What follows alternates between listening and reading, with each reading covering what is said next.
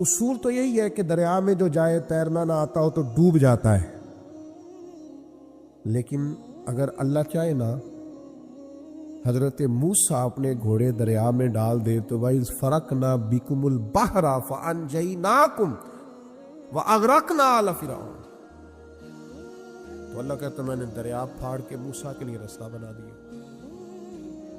اچھا، جس دریا سے حضرت موسیٰ بچ کے نکل گئے اسی دریا میں فرعون اور فرعون والے غرق ہو گئے۔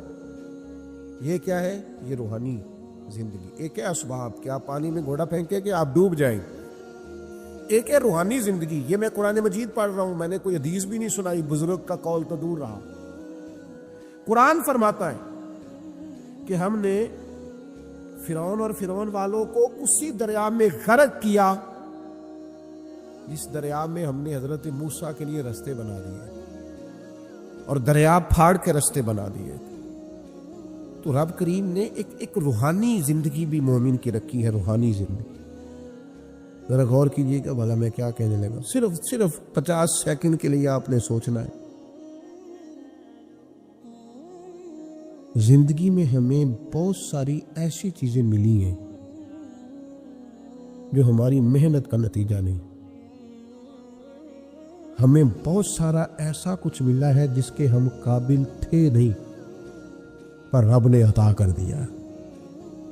تو سمجھ لو آپ، یہ جو آپ کو ملا ہے نا، تھے نہیں قابل پر ملا ہے۔ کچھ تو محنت کی ہے، کوشش کی ہے، تو اس کے سبب سے ہو گیا۔ جو بغیر محنت کے، جد و جہد کے ملا ہے نا، یہ وہ روحانی رستہ ہے جس کے بارے میں اللہ کا قرآن کہتا ہے وَمَن يَتَّقِ اللَّهَ يَجْعَل لَّهُ مَخْرَجًا، جو اللہ سے ڈرے گا اللہ ہر مشکل سے نکلنے کے لیے اسے رستہ عطا کر دے گا۔ وَيَرْزُقْهُ مِنْ حَيْثُ لَا يَحْتَسِبُ، اور اسے وہاں سے رزق دے گا جہاں سے اس نے کبھی سوچا بھی نہیں ہوگا۔ ایک روحانی زندگی ہے انسان کی، وہ میرے ساتھ بھی ہے، آپ کے ساتھ بھی۔ کئی چیزیں ہمارے پاس ایسی ہیں کہ اگر ہماری قابلیت دیکھی جائے تو وہ ہمارے پاس ہو سکتی، یعنی سے ثبوت نہ پوچھو میں تو نظر کرم قد ہوئی، اے میں جانا یا دل بھر جانے، اے پھر غیر نہ جانے۔ کچھ چیزیں ایسی ہیں جو خالص مختصر سی میری کہانی ہے، جو بھی ہے ان کی مہربانی، وہ ہماری محنت کا نتیجہ۔ یہ روحانی زندگی ہے، روحانی زندگی کو سمجھو۔ ایک روحانی نظام ہے اللہ کا، اس نے بنایا ہے۔ صحابہ فرماتے ہیں جنگ بدر کا موقع تھا، اللہ کے فرشتے آئے ہوئے تھے، قرآن کہتا ہے فرشتے آئے ہوئے تھے۔ تو حال یہ تھا کہ صحابہ فرماتے ہیں ہم کسی کی گردن کافر کی کاٹنے لگتے تھے، اس کی گردن ہم سے پہلے کٹ کے گر جاتی تھی۔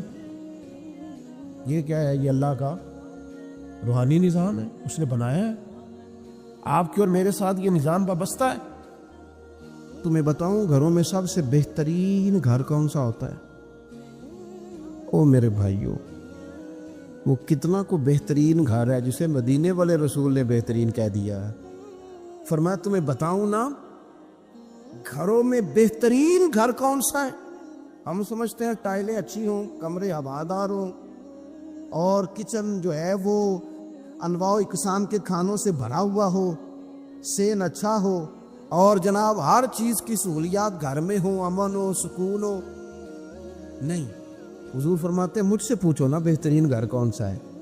اور یا رسول اللہ بتائیے، سیاستہ میں حدیث ہے، کریم رسول فرمانے لگے گھروں میں بہترین گھر وہ ہے جس میں کوئی یتیم رہتا ہو اور اس کے ساتھ سلوک اچھا کیا جاتا ہو، اچھا سلوک کیا جاتا ہو، یتیم کو رکھا جائے، پھر اس کی پوری نگرانی کی جائے، اسے پورا پیار دیا جائے، اسے پوری محبت دی جائے، یتیم رہتا ہو اور اس کا خیال بھی رکھا جاتا۔ اور میرے نبی کریم صلی اللہ تعالی علیہ وسلم فرمانے لگے تمہیں بتاؤں نا کہ گھروں میں بدترین گھر کون سا ہوتا ہے؟ بدترین گھر کون سا ہے؟ حضور بتائیے، فرمایا جس میں کوئی یتیم رہتا اور اس کے ساتھ سلوک نہ صحیح کیا جاتا ہو، اس کو تکلیف دی جاتی ہو، وہ کرب میں ہو، وہ تکلیف میں ہو، وہ اذیت میں ہو۔ رکھنے والوں نے رکھ تو لیا ہے لیکن ان کو پتہ ہی کوئی نہیں ہے کہ ان کے ساتھ ہم نے رویہ کس طرح کا رکھنا تھا۔ یہ ایک اللہ کی قدرت ہے، اس کی حکمت ہے۔ چلے جاتے ہیں بعض اوقات بڑے، میں نے جو شروع میں آیت پڑھی، اللہ فرماتے ہیں علم یجدک یتیما فآویٰ، محبوب ہم نے آپ کو یتیم پایا، پھر اپنے جوار رحمت میں وسیع جگہ دی، پھر ہم نے آپ کو غنی کر دیا، پھر ہم نے آپ کو اپنے قرب کا رستہ عطا کیا۔ اللہ نے نبی کریم علیہ السلام کو در یتیم پیدا فرمایا۔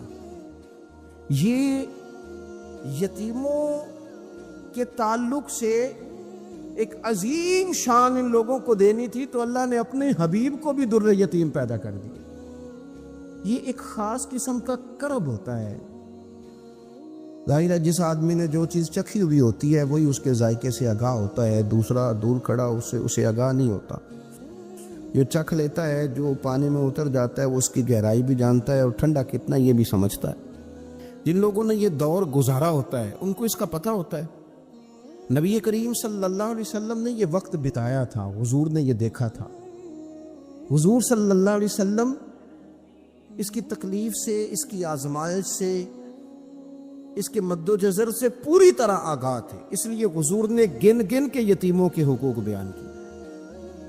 میں نے اپنی زندگی میں یہ نظام دیکھا ہے، پہلے 2 ہفتے لوگوں کی نظروں میں بڑا پیار، اگلے 2 ہفتے اس میں تھوڑی سی کمی، پھر اس کے بعد آہستہ آہستہ کہنا کہ چلو کوئی تعلیم حاصل کرنا ضروری تو نہیں نا، چلو یہاں پڑھنا ضروری تو نہیں نا، چلے بندے کو خرچے بھی تو کم، پھر آہستہ آہستہ، کیونکہ کوئی بھی چیز ہے نا وہ پرانی ہوتی ہے، اس میں کمزوری آنا، پھر لوگوں کے لب و لہجے کا تبدیل ہونا، پھر بعض اوقات کسی شخص کا آ کے کوئی بات پوچھنا تو اس کے سوالوں میں چبھن، اس کے لب و لہجے کے اندر گھٹن کہ کتنے بجے باہر جاتے ہو، کب واپس آتے ہو، اب شام کو کتنے بجے جاتے ہو۔ ابا بھی یہ باتیں پوچھتے ہیں، وہ بھی یہ کام کرتے ہیں، لیکن اس رویے کے اندر جو چاشنی ہوتی ہے وہ اور ہوتی ہے، اس میں جو درد ہوتا ہے وہ، اور کسی کا یہ پوچھنا اور پھر اس انداز سے پوچھنا کہ محسوس ہو کہ لب و لہجے سے طنز چھلک رہا ہے اور باتوں سے جو ہے شیرینی کی بجائے لہو ٹپک رہا ہے، اور آپ تیزاب کا کام کر رہے ہیں یہ سوال جواب کر کے۔ یہ کمزوریاں، یہ انداز، اور یہاں تک کہ بیٹیوں کے رشتے دیکھنے والوں کا آنا تو ان کا یہ پوچھنا کہ بھائیوں کا رویہ کیسا ہے۔ ابا کے ہوتے لوگ یہ سوال نہیں پوچھتے، والد کے جانے کے بعد پوچھتے ہیں آپ کے بھائیوں کا رویہ آپ کے ساتھ ٹھیک ہے، یعنی معنی یہ ہے کہ وہ کچھ دیں گے کہ نہیں دیں گے، وہ کچھ جہیز بنائیں گے کہ نہیں بنائیں گے۔ یہ ساری چیزیں اس کرب سے وہ بچے گزرتے، اور پھر وہ بڑے قریبی لوگوں کو بھی اپنا قریبی سمجھنا چھوڑ جاتے ہیں۔ پھر ایک وقت ایسا آتا ہے کہ وہ سمجھتے ہیں ہمیں اپنے دامن میں ہی اپنے آنسو چھپا لینے چاہیے، کسی کو نظر نہ آئے۔ وہ محسوس کرتے ہیں کہ ہمیں خود سے ہی بس سمٹ جانا چاہیے، کسی تک ہماری کوئی چیز پہنچے نہ۔ آہستہ آہستہ لوگ چیزوں کو چھپانے لگتے ہیں، اور یہ پوچھنا کہ روٹی کھائی ہے کہ نہیں کھائی، تو اس طرح پوچھنا جیسے کوئی خیرات لے کے کھڑا ہے دروازے پہ، آپ نے کھلانی ہوتی تو کھلا دی ہوتی۔ آپ نے گرمیوں کے کپڑے لے لیے ہیں کہ نہیں لے لیے، تو اس کا رنگ اس طرح کا ہے کہ جس طرح کسی کو اس طرح پوچھا جا رہا ہے کہ جیسے بڑا بھکاری ہے۔ یہ ساری چیزیں ہم اس انداز میں کرتے ہیں کہ وہ جو خوبصورت، میں کہہ چکا ہوں کہ پھر اگر کسی ادارے میں وہ بچے ہیں تو وہاں ان کو دکھایا جاتا ہے کتنے بچے ہیں تو ہمیں فنڈ چاہیے۔ آپ اچھی نیت سے کر رہے ہوں گے صاحب، لیکن آپ اس کومپل کو بھی تو دیکھیں نا کہ اس نے کھلنا ہے، اس نے پھول بننا ہے، اس نے کس طرح چھاؤں لوگوں کو دینی ہے جب وہ خود مرجھا جائے گا۔ پھر یہ لوگوں کو، ایسے بچوں کو میں نے عام لوگوں سے نفرت کرتے دیکھا، پیچھے ہٹتے دیکھا، لوگوں کے لیے ان کے دلوں کے اندر اچھے جذبات نہ رہے۔ انہوں نے محسوس کیا کہ یہ ہمارے ساتھ تعاون کرنے نہیں آئے، یہ ہماری عزت کو مجروح کرنے آئے، یہ شفقت کرنے نہیں آئے، یہ تو خیرات دینے آئے۔ سنو، میرے رسول کریم صلی اللہ علیہ وسلم کا انداز کیا ہے یتیم کے تعلق سے۔ حضرت بشیر بن اقربہ رضی اللہ تعالیٰ، مجموع زوائد میرے سامنے پڑی ہے، فرماتے احد میں میرے والد شہید ہو گئے۔ نبی پاک صلی اللہ تعالیٰ علیہ وسلم نے مجھے اپنے گھوڑے کے پیچھے اپنے ساتھ بٹھا لیا گھوڑے پہ، اور میں سرور کائنات علیہ الصلاۃ والسلام کے ساتھ گھوڑے پہ بیٹھا ہوں، تو حضور مجھ سے پوچھتے ہیں تمہارے والد چلے گئے؟ میں رو پڑا۔ میں نے عرض کی حضور اب نظام کیسے چلے گا؟ آپ یقین کریں छाँव का पता तब भी चलता है कि जब धूप आती है और उसकी कदर का एहसास होता है, महसूस होता है। जब कोई घर का बड़ा रुखसत हो जाता है तो यूँ लगता है कि सारी छतें कमरों की भी गिर गई हैं, सहन की भी गिर गई हैं। अब यकदम धूप आई है, फिर उसका एहसास महसूस होता है। वालिद के, दादा के, बूढ़ों के घर में होते हुए तो बड़े सारे वैसे ही मसले नहीं होते, बहुत सारे लोग वैसे झिझकते हैं, सामने ही नहीं आते। तो हजरत बशीर बिन अकरबा रदी अल्लाह तआला अन्हु कहते हैं, मैंने कहा हुजूर मेरे अब्बा जी चले गए, अब मैं अपने आप को बड़ी तकलीफ में महसूस करता हूँ, कुर्बान जाएं। हुजूर ने ये नहीं फरमाया मैं तेरा ख्याल रखूँगा, ये नहीं फरमाया फिक्र ना करना। हमारे जुमले क्या होते हैं, कोई हुक्म हुआ तो बताना, कोई काम हुआ तो कहना, कोई ज़रूरत हुई तो फौरन फ़ोन करना, ये नहीं फरमाया। कुर्बान जाएं, क्या अदाएँ हैं, क्या रंग है, क्या देने का अंदाज है, और किस तरह बरखा बरसती है रहमत लिल आलमीन महबूब की। हुजूर फरमाने लगे, बशीर क्या तू पसंद नहीं करता कि आयशा तेरी माम बन जाए और मोहम्मद अरबी तेरे बाप बन जाए? पसंद करते हो? हजरत बशीर बिन अकरबा रदी अल्लाह तआला अन्हु फरमाते हैं कि मैं बैठा तो घोड़े पे था, पर मुझे यूं लगा कि सारी ही दुनिया गोया मेरी झोली में आ गई, सारा कुछ यहाँ, इतनी बड़ी बात हुजूर ने कर दी, इतने बड़े जुमले कह दिए। मैं तू पसंद नहीं करता, तुझे अच्छा नहीं लगता कि आयशा तेरी माँ बन जाए और मोहम्मद मुस्तफ़ा सल्लल्लाहु अलैहि वसल्लम तेरे वालिद बन जाए, तो पसंद नहीं? फरमाते बस ख़त्म हो गई बात। फिर तो हमने धूप देखी कभी नहीं, फिर तो गुर्बत गोया आई कभी नहीं, फिर तो हमने देखा ही नहीं मद्दो जज़र क्या होता है। वो तो दुनिया की बात करते हैं ना। मुझे तो लगता है कि जिनके लिए ये लफ्ज़ आ गए ना, उनकी तो क़यामत की भी सारी मुश्किलें हल हो गई, कि तो आखिरत के भी सारे मामला तय हो गए। मेरे नबी करीम सल्लल्लाहु ताला अलैहि वसल्लम एक हमारी ख़ास तवज्जो, और ये हमारा अपना नफ़ा है। एक बच्चा आ गया, यतीम बच्चा, उसने आके अर्ज़ की, हुजूर 3 घर में अफराद हैं, मैं, मेरी बहन और मेरी बेवा माँ। वालिद हुजूर चले गए और आज ना 3 दिन हो गए रोटी कोई नहीं खाई।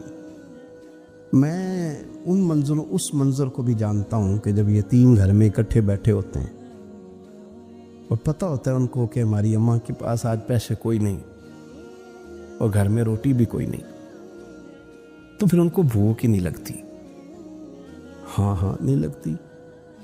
अम्मा पूछती है पुत्र रोटी खानी है? नहीं मेरी तो, मैं तो सवेरे जो खाया था वो हजम ही नहीं हुआ, अम्मा जी शाही कोई नहीं। ये पर्दे इस तरह करके बचाए जाते हैं, एक दूसरे को तसल्लियाँ देना, एक दूसरे से प्यार का बढ़ जाना, एक दूसरे के लिए जज्बात और तरह के बन जाना, हिकमत इलाही के तकाजे होते। या रसूल अल्लाह सल्लल्लाहु ताला अलैहि वसल्लम, बेवा माँ है, यतीम बहन है, 3 दिन से खाया कुछ नहीं, कुर्बान जाए। वो घर जहाँ से कायनात खाती है सारी। हुजूर ने फरमाया, बिलाल जा ना, जाके सारी अज़वाज मुतहरात से पूछ घर में क्या है। हज़रत बिलाल कहते मैं सारे घर ही पूछ आया, टटोल आया, टोटल 21 खजूरें निकली।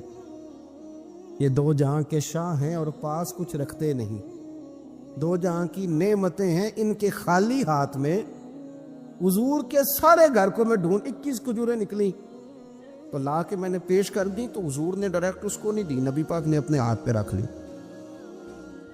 और कहते फिर हुजूर ने ना अपना मुंह मुबारक करीब किया खजूरों। सहाबा खुद फरमाते हैं कि ये जो हुजूर ने मुंह मुबारक करीब किया ना, तो नबी पाक बरकत की दुआ कर रहे थे। 21 खजूरों पे बरकत की दुआ हुई। हुजूर ने उस बच्चे को बुलाया, थपकी दी, फरमाया ले जा 7 तेरी,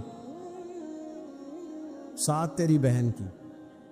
इन्हें मामूली ना समझना हो तो हजरत बिलाल कहते हैं हुजूर 3 भी दे देना कभी तो 30-30 साल खत्म ही नहीं होती। 30-30 साल गुजर जाते हैं, निकालते रहो, खाते रहो, खत्म ही नहीं होती। हुजूर ने फरमाया 7 तेरी, 7 तेरी बहन की, 7 तेरी वालदा की, और 7 हुजूर ने और भी तलकीन फरमाई। फरमाया एक सवेरे खाया करना, एक शाम को खाया करना। ये ले जा। हजरत सैयदना बिलाल हबशी कहते हैं रदी अल्लाह ताला अन्हु के बच्चा लेके जब बाहर निकला तो हजरत सैयदना मुआज़ इब्न जबल दौड़ के गए और जाके बच्चे के सर पे शफकत से हाथ फेरा। کا فکر نہ کرنا، رب کریم تجھے بہترین سرپرست عطا کرے گا، پتر پریشان نہ ہونا، اللہ تیری مدد کرے گا۔ صرف حوصلہ دیا، سر پہ دست شفقت پھیرا، بچہ چلا گیا تو حضور نے فرمایا ماں ادھر آؤ نا ذرا، یا رسول اللہ حکم ہو۔ فرمایا کس چیز نے تمہیں اٹھایا بچے کے سر پہ ہاتھ رکھنے کے لیے؟ اس نے تمہیں کہا، کس چیز نے تمہیں اٹھایا جو تم بچے تک پہنچ گئے؟ عرض کی یا رسول اللہ وہ جو میرے دل میں اللہ نے یتیم کے لیے رحمت رکھی ہے نا، اس نے مجھے اٹھایا تھا، اور میں نے جا کے اس کے سر پہ دست شفقت پھیرا تو حضور فرمانے لگے سن پھر، جو کسی یتیم کے سر پہ خالی ہاتھ بھی پھیر دے، جتنے بال اس کے ہاتھ کے نیچے آئیں گے نا، رب اتنی خطائیں معاف کرے گا، اتنی نیکیاں دے گا، اتنے درجے اس کے بلند کر دے گا۔ خالی دست شفقت ہی پھیر دے، دینا دلانا تو بعد کی بات ہے، اس کا خیال رکھنا تو۔ یہ جو ہمارے مدارس ہیں نا، ان میں اکثر بچے غریب ہوتے ہیں، لیکن کچھ بچے تگڑے گھروں کے بھی ہوتے ہیں، مالدار گھروں کے بھی ہوتے ہیں۔ اس میں اگر کوئی ایسا بچہ آ بھی جاتا ہے نا جو یتیم ہے، کمزور ہے، تو اپنے آپ کو محسوس نہیں کرتا کمزور، کیونکہ وہ یہ نہیں سمجھتا کہ میں یتیم خانے میں آیا ہوں۔ اس کے ذہن میں مائنڈ سیٹ یہ ہوتا ہے کہ میں مدرسے میں آیا ہوں اور میں پڑھنے کے لیے آیا ہوں، اور کیونکہ وہ کچھ وزادار بچے، مالدار بچوں کے ساتھ وقت گزارتا ہے، اسی دسترخوان پہ بیٹھ کے کھاتا ہے، اسی کلاس میں سب کے ساتھ بیٹھ کے پڑھتا ہے، تو اس کی عزت نفس مجروح ہونے کی بجائے طاقت پکڑتی۔ وہ برابری کی سطح پہ جب آتا ہے تو اسے محسوس ہوتا ہے کہ مجھے عزت دی جا رہی۔ اس لیے مدارس اسلامیہ میری نظر سب سے مضبوط جگہ ہیں جہاں مساکین کی، یتیموں کی، غریبوں کی صحیح معنوں میں کفالت بھی ہوتی ہے، تعلیم بھی ہوتی ہے، عزت بھی ہوتی ہے، تربیت بھی ہوتی ہے۔ میرے رسول کریم علیہ السلام بڑے انہماک کے ساتھ، بڑے توجہ کے ساتھ۔ اچھا ایک کام اور ہوتا ہے ہمارے ہاں، وہ کیا ہے؟ اگر کوئی یتیم مال چھوڑ گیا نا اس کا باپ، تو پھر تو بارے نہیں آ رہے ہیں اس کے، پھر تو اللہ خیر کرے کہ بہت سارے مل جائیں گے کفالت کرنے والے، بہت سارے ملیں گے دھیان رکھنے والے، بڑے سارے ملیں گے توجہ دینے والے۔ قرآن مجید نے فرما دیا ہے کہ جو یتیم کا مال کھاتا ہے وہ سمجھ لے کہ میں مال نہیں کھا رہا، میں آگ کھا رہا ہوں، آگ کھا رہا ہوں، آگ۔ سورہ نساء دیکھیے۔ ہمارے ہاں اگر تو وہ مال چھوڑ گیا ہے تو پھر تو بہت سارے رشتہ دار مستقل اس کے محلے میں مکان لینے کو تیار ہو جاتے ہیں، الا ماشاءاللہ۔ پھر تو بڑے سارے ایسے بھی رشتہ دار بن جاتے ہیں جن کو والد کی موجودگی میں کبھی زیارت کا موقع بھی نہیں ملا تھا۔ یہ مال جو یتیم کا ہے اس کی تو زیادہ حفاظت کرنی تھی۔ ہم کئی دفعہ مسئلہ بتاتے ہیں، لوگ فتویٰ بازی شروع کر دیتے ہیں۔ مجھے بلایا گیا کہ ایک صاحب کا انتقال ہو گیا تو ان کا ختم شریف ہے، تو بچے ان کے نابالغ ہیں، تو میں نے کہا کہ آپ اس طرح کریں، ان کے مال میں سے زیادہ پیسے نہ صرف کریں۔ نہیں بڑے پیسے کمائے ہیں جی، اس نے ساری زندگی باہر نکالی، یا تو لاکھوں کروڑوں کمائے ہیں، تو چھوٹا گوشت پکائیں گے، بکرے کا گوشت پکائیں گے اور ہم ان کا ختم شریف دلائیں گے۔ تو میں نے کہا صاحب آپ رشتہ دار ہیں، ان کے بچوں کے مال کی حفاظت کریں۔ ختم شریف تو اس میں گوشت زیادہ ہونا ضروری نہیں، اس میں تو درد سے دعا کرنا ضروری ہے، اس میں تو تلاوت قرآن پاک کے سال ثواب میں ضروری ہے، ذکر اذکار ضروری ہے۔ اب شعیب علیہ السلام کی قوم ناب تول میں کمی کرتی تھی، تو اللہ تبارک و تعالیٰ نے ان پر بتا عذاب کس طرح کا بھیجا، شدید گرمی ہوئی۔ اللہ ہمیں محفوظ فرمائے، سارے آمین کہہ دیا۔ دیکھیں کتنا اچھا موسم کر دیا رب کریم، اللہ ہمیں محفوظ فرمائے، اللہ رحمت فرمائے۔ شدید گرمی کی لہر آئی، باہر اتنی گرمی ہوئی کہ لوگ اپنے گھروں میں گھس گئے، جس طرح سورج کی شعائیں گھروں کے اندر داخل ہو جاتی ہے، اس طرح گرمی کی لہر اندر داخل ہوئی، اور جس طرح کسی کو آگ لگ جائے تو وہ آدمی اچھلتا کودتا ہے نا، اس طرح یہ لوگ اچھلنے لگے اور اچھل کود کے مر گئے۔ جرم کیا تھا؟ ناب تول میں کمی کرتے۔ حضرت داؤد کی قوم بھی تباہ ہوئی۔ جرم کیا تھا؟ ہفتے والے دن مچھلیاں نہیں پکڑنی تو یہ پکڑتے تھے۔ حکم ہے نا مسلمان کو نماز کے ٹائم کوئی اور کام نہیں کرنا، نماز پڑھنی ہے۔ میرا خیال ہے مسلمان تو فٹافٹ آ جاتے ہیں، سارے ہی پہنچ جاتے ہیں نا مسجدوں میں، हल्का हल्का बोल रहे हैं आप, क्यों नहीं पहुंचते?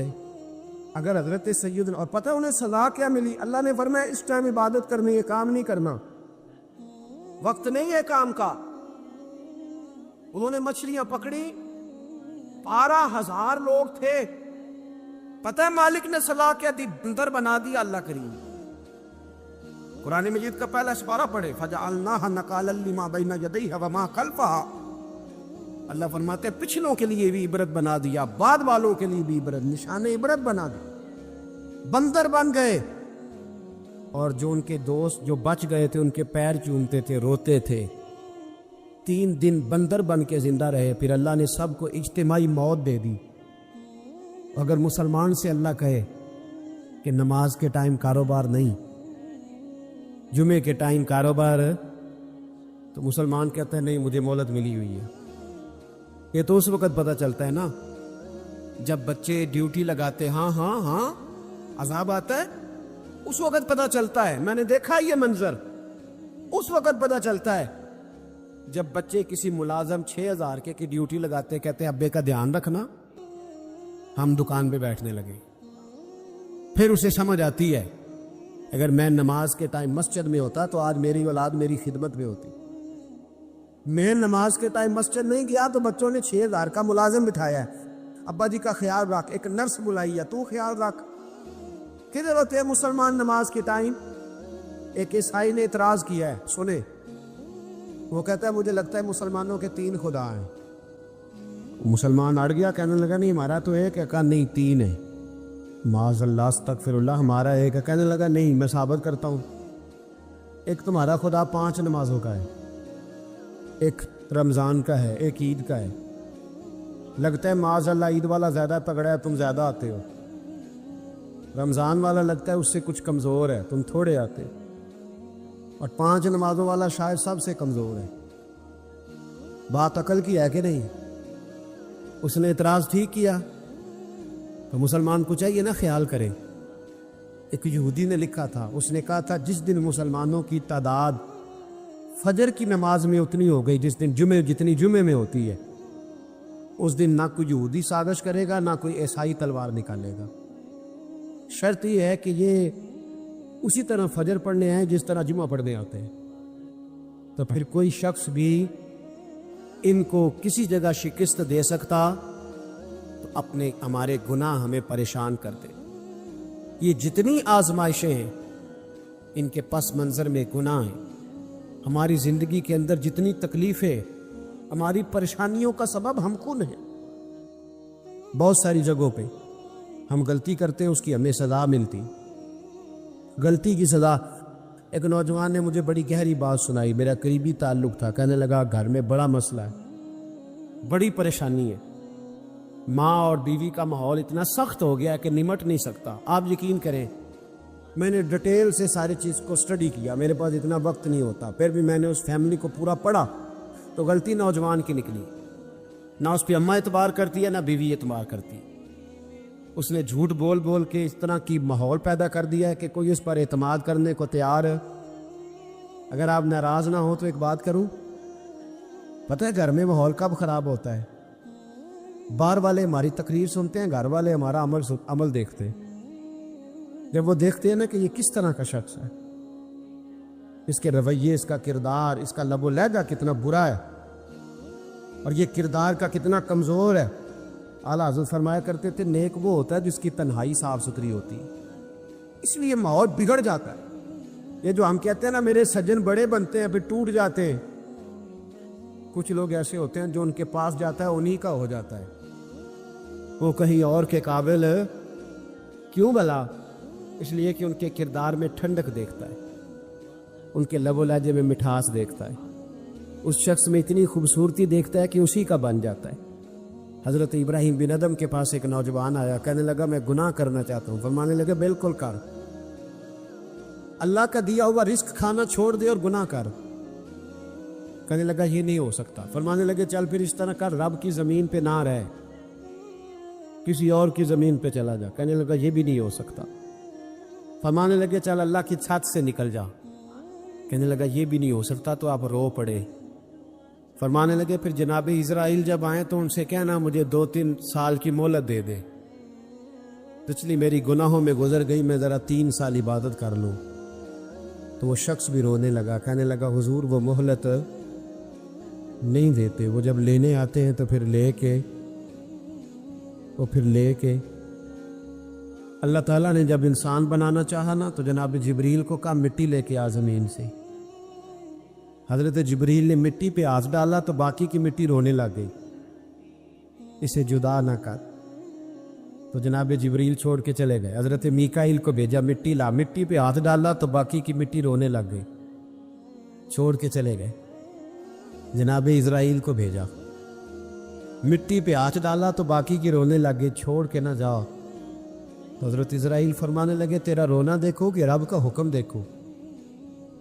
وہ لے گئے، جب پیش کی تو رب کریم نے فرمایا اسرائیل جان نکالنے کی ڈیوٹی بھی تیری، تو مٹی کو لے آنا، باقی مٹی روتی بھی رہے تو روتی رہے، جب میرا فیصلہ آ جائے تو پھر اس میں کوئی گنجائش ہے، ہم کھاتے بھی اللہ کا ہیں، نافرمانی بھی اس کی کرتے، زمین پہ بھی اس کی چلتے ہیں، نافرمانی بھی اس کی کرتے، حکم کسی اور کا مانتے ہیں، چھت پہ رب کریم کی رہتے ہیں، اس طرح نظام نہیں چلتا۔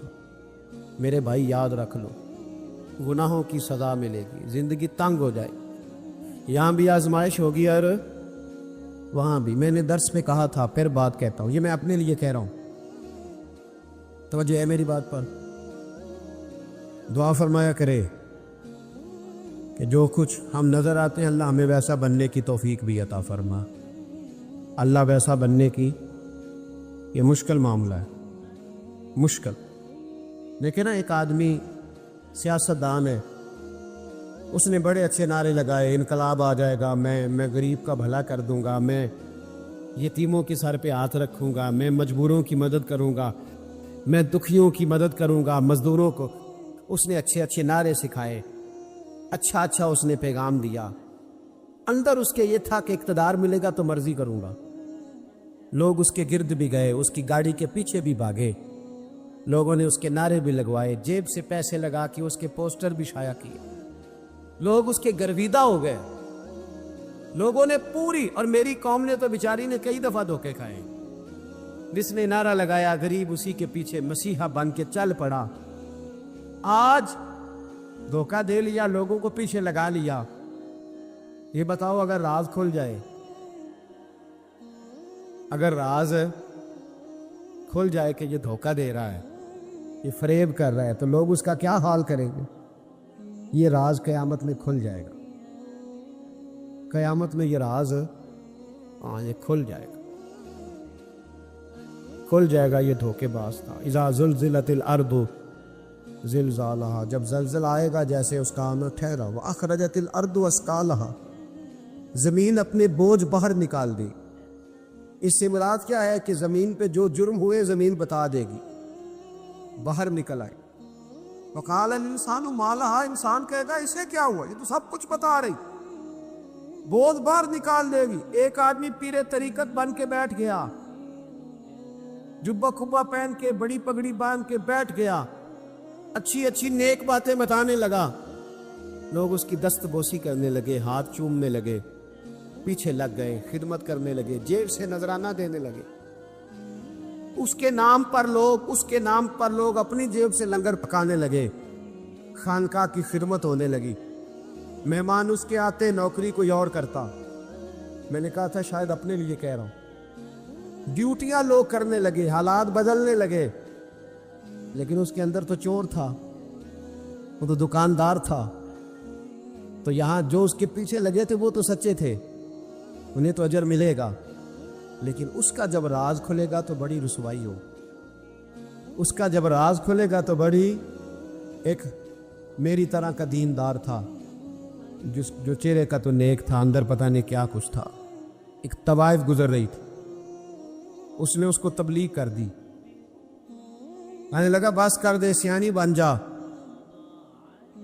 تو کسی دانشور میں لکھا ہے اس نے بڑا سخت جواب دیا، اس عورت نے، کہنے لگی بابا میں تو جو ہوں وہ نظر بھی آ رہی ہے، تو بتا جو تو نظر آتا ہے وہ تو ہے کہ نہیں؟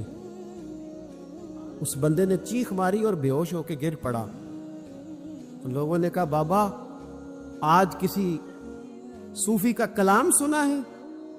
جو بے ہوش ہو گیا. تو اس نے کہا نہیں، آج طوائف کی بات سنی ہے، طوائف کی. تو وہ عجیب بات کر گئی ہے.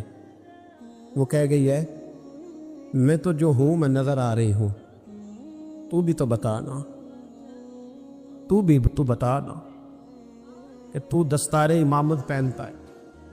تو بتا، تو جو کہلاتا ہے تو وہ ہے کہ نہیں؟ یہ وقال الانسان ما لہا، یہ راز قیامت میں کھلے گا. ہم جو کچھ بتا رہے ہیں نا اپنی زبانوں سے، ہمیں اپنے گناہوں کا احساس ہونا چاہیے. ایسا نہ ہو کہ جب سزا ملے تو پھر اس طرح کی ملے کہ دوبارہ کسی کو کوئی منہ دکھانے کے قابل نہ رہے. میرے بھائی یاد رکھیں اور سمجھیں، گناہ انسان کی زندگی کو تنگ کرتے ہیں. میرے نبی پاک علیہ الصلاۃ والسلام نے فرمایا جب تو جھوٹ بولتا ہے تو تیرے فرشتے کرام الکاتبین سائڈ پہ ہو کے کھڑے ہو جاتے ہیں. جب تو زنا کرتا ہے تو تیرے اندر سے ایمان نکل جاتا ہے. اور نبی پاک علیہ الصلاۃ والسلام نے فرمایا جب میری قوم میں ناانصافی عام ہو جائے گی تو قتل بھی عام ہو جائے گا. اور سن لو لکھ لینا یہ حدیث دل کی تختی پر. نبی پاک علیہ السلام نے فرمایا جب میری قوم میں بے حیائی اور بدکاری عام ہو جائے گی تو 2 سزائیں اللہ دے گا. ایک تو جوان موتیں آئیں گی، جوان بچے کچھ بھی نہیں دیکھا چلے گئے. اور دوسری سزا اللہ یہ دے گا کہ ایسی بیماری آئیں گی جن کا علاج نہیں ملے گا. ایسے امراض کوٹ پڑیں. اگرچہ میں آپ کو ایسی تقریر بھی سنا سکتا تھا جس پہ آپ بہت زیادہ محظوظ ہوتے، پر میں نے اس جمعے میں ایسا موضوع چنا ہے جس کا ہمیں خاص ضرورت ہے. بھائی دیکھے تو صحیح، کہیں ایسا تو نہیں کہ ہم ان عیبوں میں مبتلا ہیں. میرے نبی کریم علیہ السلام نے فرمایا جب تم نیکی کا حکم دینا اور برائی سے منع کرنا چھوڑ دو گے پھر اللہ تم پر ظالم حکمران مسلط کرے گا. اور اگلے لفظ اس سے بھی زیادہ سخت ہیں. محبوب فرمانے لگے پھر تمہاری نیک لوگ دعائیں بھی کریں گے تو اللہ وقتی طور پر ان کی دعاؤں کو بھی قبول نہیں فرمائے گا. اس لیے کہ تم لوگوں نے نیکی کا حکم دینا اور بھلائی سے روکنا چھوڑ دیا. عزیزو یاد رکھو، جب گناہ عام ہوتے تو پھر حالات بدلتے اور لوگوں کو سزا ملتی ہے ان کے گناہوں کی. بلکہ یہاں تک لکھا ہے کہ نیت خراب ہو تو سزا شروع ہو جاتی. کیا خراب ہو؟ بولیے گا. نیت بھی خراب ہو تو سزا. حضرت رومی کہتے ہیں کہ ایک بادشاہ کو پتہ چل گیا کہ ایک آدمی نے بڑا اچھا باغ لگایا ہے، خوبصورت باغ ہے، مالٹے کا، کنوں کا باغ، بڑا پیارا. بادشاہ نے کہا ذرا جا کے دیکھتا ہوں. بادشاہ سلامت باغ دیکھنے آئے تو اب وہ مزدور آدمی تھا، عام آدمی تھا جس نے باغ لگایا، کسان تھا. اس کو کہا کہ چند کنوں توڑ کے لایا تو بڑے پیارے لگے. ایک دو اور لایا، کھائے، بڑے میٹھے، بڑے پیارے، بڑے توانا، بڑا مزہ آیا. تو بادشاہ کے دل میں خیال آیا کہ اس پہ قبضہ نہ کر لوں باغ پہ. ہمارے یہاں نا کرائے پہ دکان دیتا نا مالک، تو جب کسی غریب کی چل جاتی ہے کہتا تو خالی کر، میں نے خود ڈال لی ہے. چل گئی نا اس کی.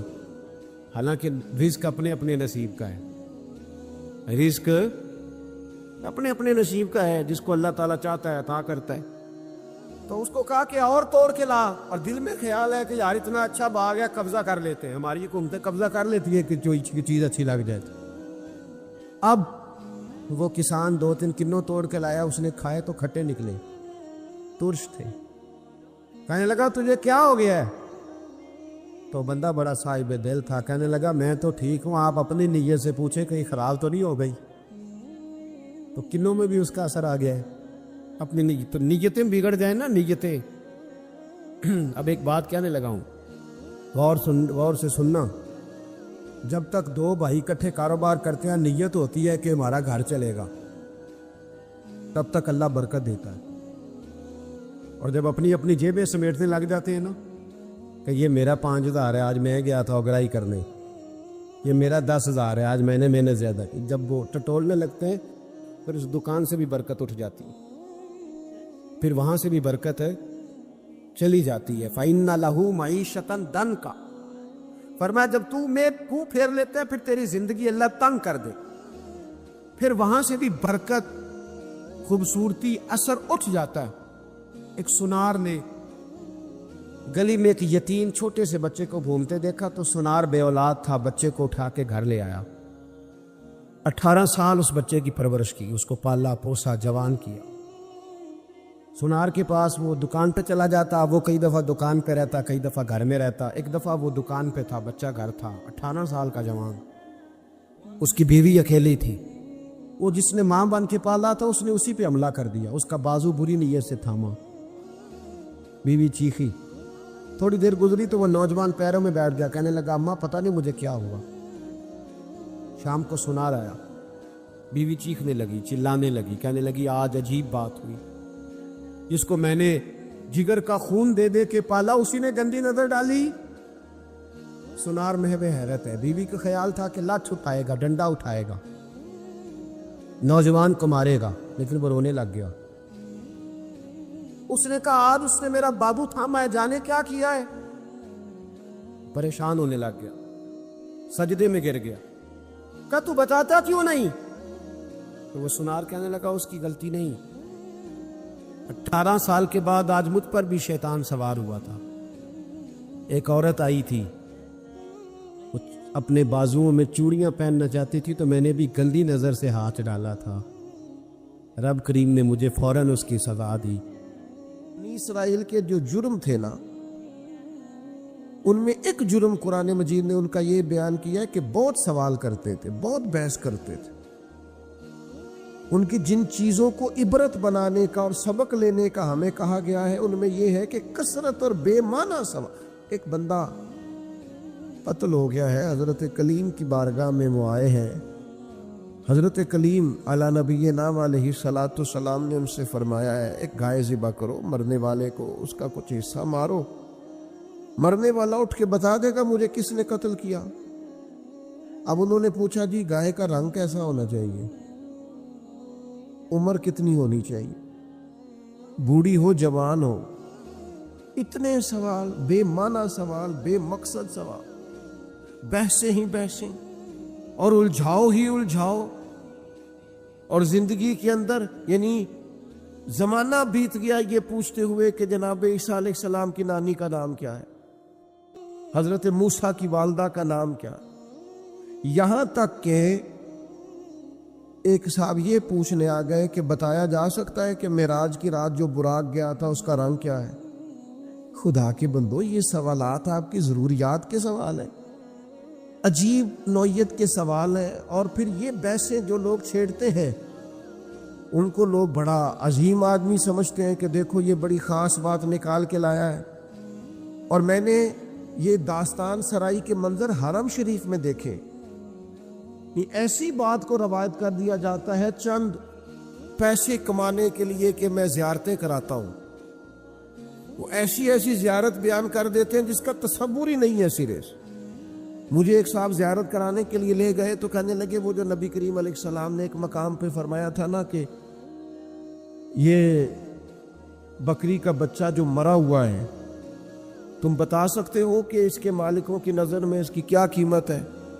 تو صحابہ نے کہا کوئی قیمت ہوتی تو یہاں پھینک دیتے، کوئی قیمت نہیں۔ کہنے لگے وہ جو حدیث اور وہ جو واقعہ ہوا تھا جہاں سرکار نے یہ بیان کیا تھا وہ یہ جگہ تھی، اس کی زیارت کر لیں۔ تو میں نے ان سے پوچھا آپ کو کیسے پتہ یہ جگہ تھی؟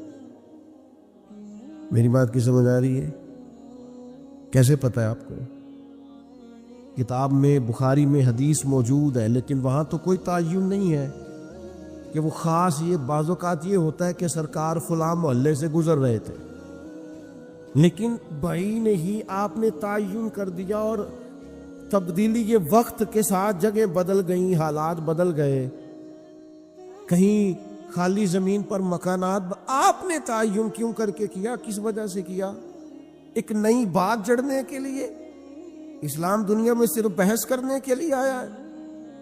آپ روز ایک نئی بحث کریں گے، روز ایک نئی کہانی بنائیں گے، روز ایک آپ عنوان بنائیں گے جس پر مجادلہ ہو، مکالمہ ہو، مناظرہ ہو؟ دین کے اخلاقی پہلو اور جو عمل کے لیے دین دنیا میں آیا تھا اس پر عمل کب کرنا؟ فضول قسم کی ابحاث میں وقت ضائع ہوتا ہے، اور ہم بڑے مزہ لے لے کے، لطف لے لے کے ان چیزوں کو سنتے ہیں، غور کرتے ہیں۔ عزیز بھائی سنو اللہ کے حبیب نے کیا فرمایا۔ حضور فرمانے لگے خوبصورت مسلمان وہ ہے جو بے مقصد باتوں کو چھوڑ دے، لا یعنی اور بے مقصد چیزوں کو چھوڑ دے، با مقصد معنی خیز جو اس کی ضرورت کا کام ہے وہ ضرورت کی حد تک اپنے آپ کو وقف رکھے۔ اور پھر دوسرا، ہم ایک اور کام کے اندر بہت زیادہ شوق رکھتے ہیں، میری ذمہ داری جو ہے میں وہ کام ٹھیک نہیں کرتا، لیکن مجھے دوسرے کے کام میں مداخلت کرنے کا بڑا شوق ہے، بجائے اس کے کہ میں اپنا خیال رکھوں کہ جو اللہ تعالیٰ نے میرے اوپر ذمہ داری ڈالی ہے وہ میں کس طرح سے سر انجام دے رہا ہوں، میں دوسروں کا خیال رکھتا ہوں۔ ہمارے استاد صاحب مختلف اساتذہ کی میٹنگ کرتے تو ایک جملہ ان کا مجھے بڑا یاد رہ گیا، وہ کہنے لگے مہربانی کیجیے گا اپنی اپنی کلاس کا خیال رکھیے گا، دوسروں کی کلاسوں کا خیال وہ ان کی ذمہ داری ہے، ان کی ثواب دید ہے جو استاد اس کلاس کو پڑھاتے ہیں۔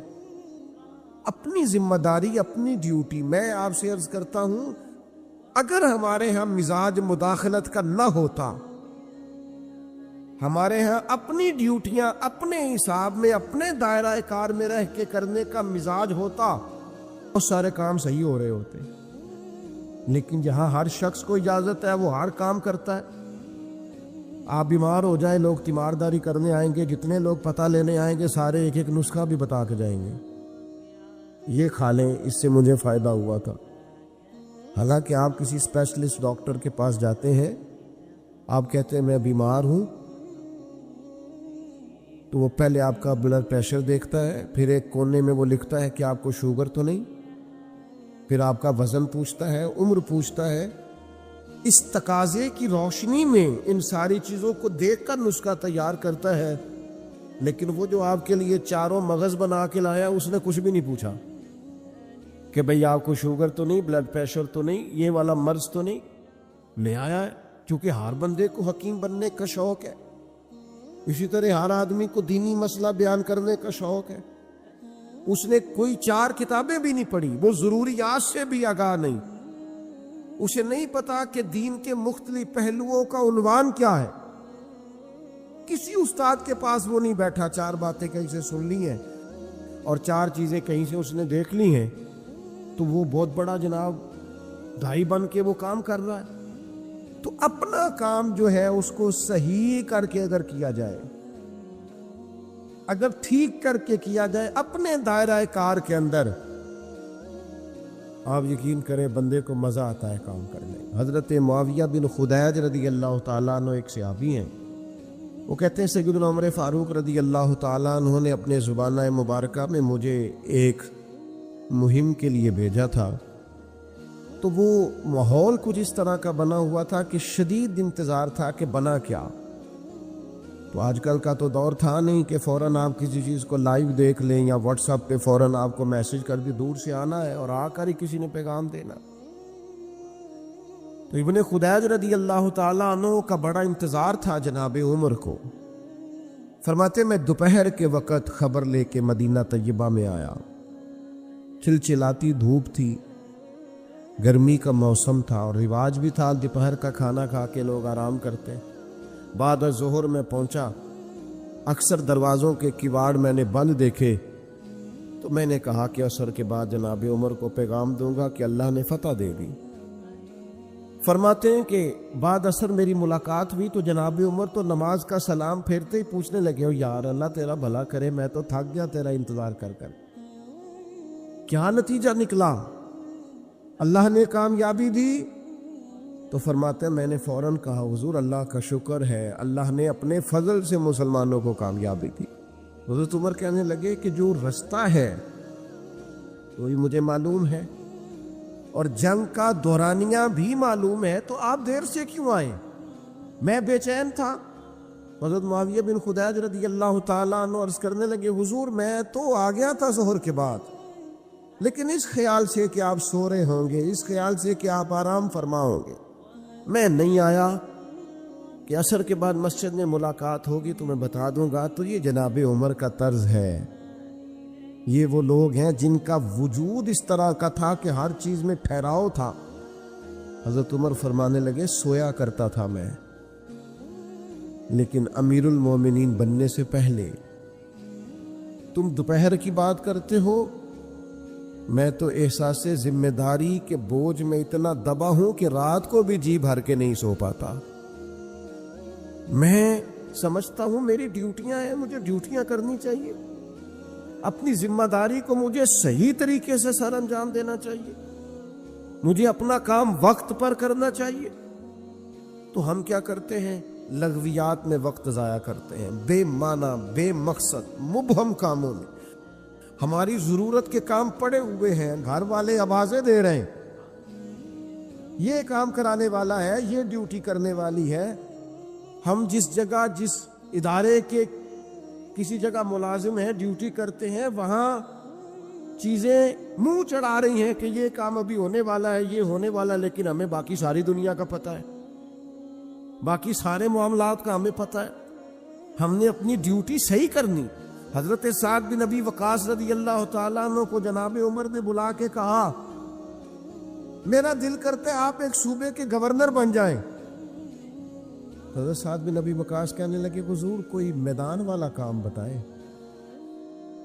کوئی تلوار والا کام بتائیں، مجھے وہ کام بتائیں کہ میں دشمن کے مقابلے میں ڈٹ جاؤں اور میں کسی غزوے میں نکلوں، جہاد پہ نکلوں اور میں فوج کی سپہ سالاری کروں۔ یہ بیٹھ کر کام کرنا اور حکومت کرنا یہ میرے بس کی بات نہیں، ہم تو گھوڑوں پہ رہنے والے لوگ ہیں۔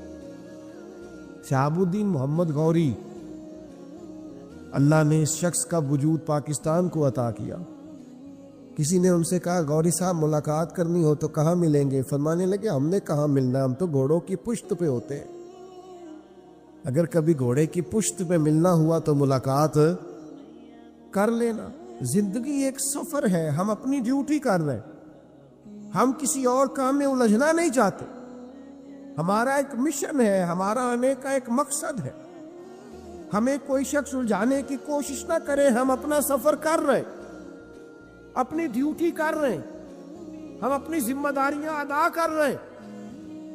ہم ڈیوٹیاں ہی نہیں کرتے، کوئی مقصد ہی نہیں ہے، کوئی کرنے کو کام ہی نہیں ہے، بس وہ یہ کہ کوئی لاؤبالی سا کام مل جائے، کوئی اچانک چکر چل جائے مشہور ہونے کا، کوئی اچانک سلسلہ چل جائے کوئی کسی طریقے سے آگے نکلنے کا، کوئی سبب لگ جائے کہیں دو جگہ پہ نام ہمارا بھی آ جائے۔ بے معنی کام ہے بھائی، بے مقصد ہے۔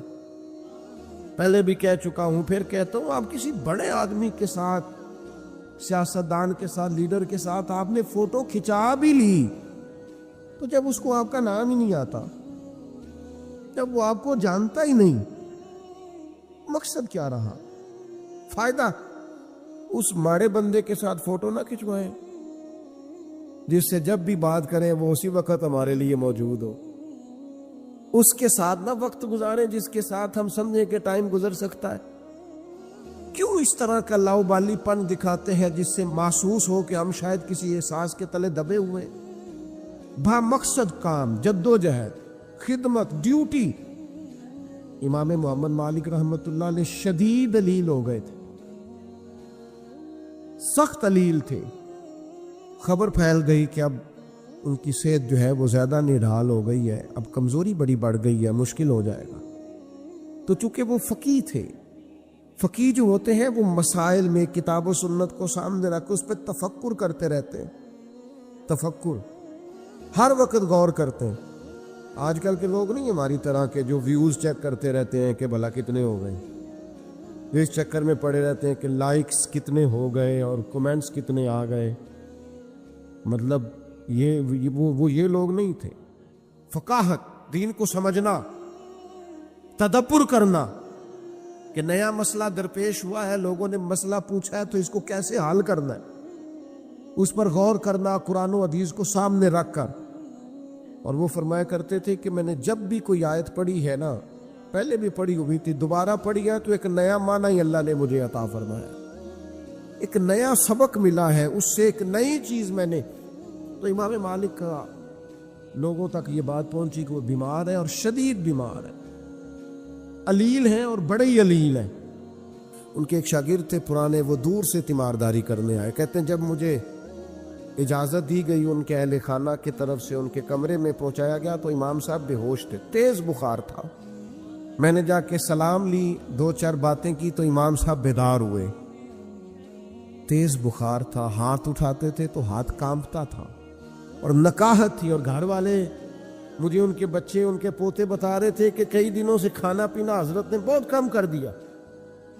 لیکن فرماتے ہیں اسی وقت یہ آنکھیں کھول کے کہنے لگے یار شکر ہے اللہ کہ تم آئے ہو. میں ڈھونڈ رہا تھا کہ کوئی عالم دین مل جائے، ایک فقہی جزیے میں الجھ گیا ہوں. یہ پوچھنا تھا کہ فلاں حد جب بندہ کرتا ہے اس کے بعد صحیح جو ہے وہ سواری پہ کرنی چاہیے یا پیدل کرنی چاہیے. سواری پہ افضل ہے کہ میں اس مسئلے میں الجھا ہوا ہوں، ذرا تھوڑا آنا، یہ دلائل ہیں، یہ دلائل ہیں، یہ فلاں نے لکھا ہے، یہ فلاں نے لکھا ہے، ذرا استنباط کار اس سے مسئلہ کیا ہے. تو شاگرد بڑے نکمے ہوتے ہیں کئی، ذرا تھوڑا سا جان چھڑاتا ہوں کہ کسی طریقے سے یہ کیا لوگ ہیں کہ آخری ہجکیاں چل رہی ہیں اور ابھی امت کو مسائل نکال کے دے رہے ہیں. فرماتے میں دلیلیں دینے لگا تو امام صاحب میری دلیلیں توڑنے لگے، کہنے لگے نہیں تیری بات تو ٹھیک ہے پر فلاں جگہ یہ بھی تو لکھا ہے نا. میں نے پھر دلیل دی کہ وہ تو ٹھیک ہے پر فرمان امام کا اس پر یہ قول بھی تو موجود ہے. فرماتے ہیں کتنی دیر علمی گفتگو ہوتی رہی، پھر وہ تھک گئے اور لیٹ گئے. تو میں نے کہا آپ آرام کریں، مجھے اجازت دیں. کہتے ہیں ابھی میں ان کی گلی کے کونے پہ آیا تھا کہ ان کے بیٹے کے رونے کی آواز آئی اور میں دوڑ کر پلٹ کر آیا تو اس نے کہا قربان جاؤں اس شخص پر جس کی ساری زندگی قرآن و حدیث میں غور کرتے گزر گئی. یہ دیکھو آخری ہج کی بھی لی ہے تو رسول اللہ کا دین سمجھتے ہوئے لی. آپ گئے ہیں تو امام صاحب کا لے سجنا سا توڑ نبھائی، ایسی جان بھی دتی تے رات تیرے، آخری دم تک دین پر غور، کتاب و سنت سے رشتہ. مشن والے لوگوں نے کام کیا.